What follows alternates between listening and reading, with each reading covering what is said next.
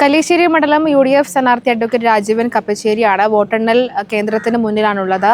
Exit poll ഫലങ്ങൾ വന്നപ്പോൾ UDFന് അനുകൂലമായിരുന്നല്ലോ. അപ്പോൾ ഇനി വോട്ടെണ്ണൽ കഴിയുമ്പോൾ എന്തായിരിക്കും ഫലപ്രഖ്യാപനം എന്നാണ് പ്രതീക്ഷിക്കുന്നത്? കേരളത്തിൽ UDFന് അനുകൂലമായിരിക്കും എന്ന കാര്യത്തിൽ യാതൊരു മാറ്റമില്ല. UDF അധികാരത്തിൽ വരും. കല്ലേശ്ശേരി മണ്ഡലത്തിന്റെ ഒരു കാര്യമൊക്കെ എങ്ങനെയാണ്? കല്യാശ്ശേരി മണ്ഡലത്തിലും ശുഭപ്രതീക്ഷയോടെയാണ് ഞങ്ങൾ മുന്നോട്ട് പോകുന്നത്. കഴിഞ്ഞ പ്രചരണം അതൊക്കെ കൃത്യമായ രീതിയിൽ പ്രചരണം വളരെ നന്നായി ജയിക്കാൻ വേണ്ടി തന്നെ മത്സരിച്ചിട്ടുണ്ട്. ചെറിയ സമയമാണെങ്കിലും നല്ല രീതിയിലുള്ള പ്രവർത്തനം കാഴ്ചവെച്ചിട്ടുണ്ട്. പക്ഷേ പ്രവർത്തിക്കാൻ സമയം 15 ദിവസം കിട്ടിയില്ലെങ്കിലും ഭംഗിയായി എല്ലാ മേഖലയിൽ എത്തിപ്പെടാനും ജനങ്ങൾ ഞങ്ങളുടെ സന്ദേശം എത്തിക്കാൻ സാധിച്ചിട്ടുണ്ട്. പക്ഷേ CPM പരമ്പരാഗതമായ ശൈലി, അതായത് അമിതമായ ഓപ്പൺ വോട്ട് ചെയ്യുക, അതുപോലെ മറ്റേ നാട്ടില്ലാത്തൊരു വോട്ട്, ഇത്തരം പ്രശ്നങ്ങൾ അവർ നടത്തിയിട്ടുണ്ട്. അതിന് ഇലക്ഷൻ കമ്മീഷൻ പരാതിയും കൊടുത്തിട്ടുണ്ട്.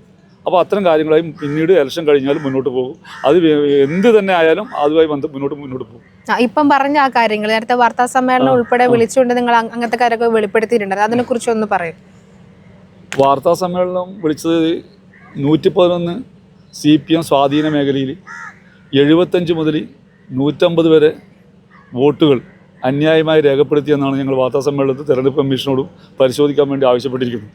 അതിനകത്ത് 10,365 അതുപോലെ തന്നെ 19,650 ഇടയിലെ വോട്ടുകൾ അവർ അന്യായമായി ചെയ്തു എന്ന സംശയത്തിൻ്റെ നിഴലിലാണ്.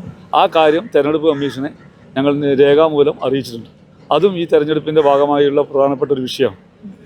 എന്തായാലും ഫലം UDF അനുകൂലമായിരിക്കുന്ന ശുഭപ്രതീക്ഷയിൽ മുന്നോട്ട് പോകുന്നു. അപ്പോൾ ജനങ്ങളുടെ സ്വീകരണവും ജനങ്ങളുടെ അംഗീകാരവും ഞങ്ങൾ തെരഞ്ഞെടുപ്പ് പ്രചരണത്തിൽ ഞങ്ങൾ കിട്ടിയതനുസരിച്ച് ഞങ്ങൾ ഈ നല്ല ശുഭപ്രതീക്ഷയാണ് കല്യാശ്ശേരി മണ്ഡലത്തിൽ മുന്നോട്ട് പോകുന്നത്.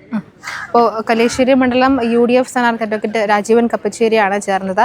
സിദി സാഹിബ് ഹയർ സെക്കൻഡറി സ്കൂളാണ് തളിപ്പറമ്പ്, പയ്യന്നൂർ, കല്യാശ്ശേരി, ഇരിക്കൂർ മണ്ഡലങ്ങളിലെ വോട്ടെണ്ണൽ നടക്കുന്നത്. എന്തായാലും UDF മികച്ച ഒരു ശുഭപ്രതീക്ഷയിലാണെന്നാണ് സ്ഥാനാർത്ഥി പറയുന്നത്. നികേഷ് താവത്തിനോടൊപ്പം ഷാരിമരാജൻ, കണ്ണൂർ വിഷൻ.